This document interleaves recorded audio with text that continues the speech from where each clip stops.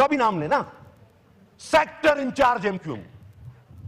क्यों नहीं कहते आप? उस साने का नाम क्यों नहीं लेते? हर सानिया गिनवाया ना आप।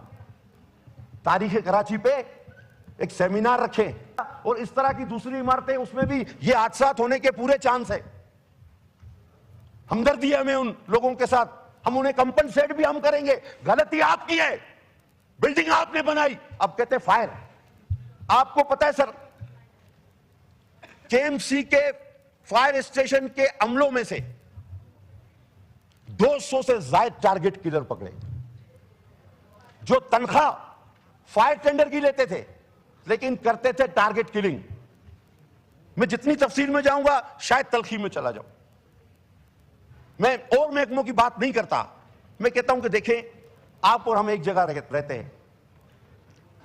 बहुत अफसोस की बात है। आप मुझे यह बताएं कि वो किस टाउन और किस यूसी में गिरा।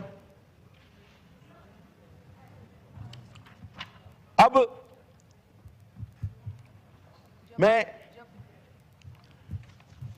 अपने क्लोजिंग की तरफ आते हुए सिर्फ एक बात करना चाहूंगा। बहुत हो चुका ये एक दूसरे पे इल्जाम तराशी, किसी मसले का हल नहीं। सब मिलके बैठे, अच्छा सही साहब भी यही कह रहे हैं, असद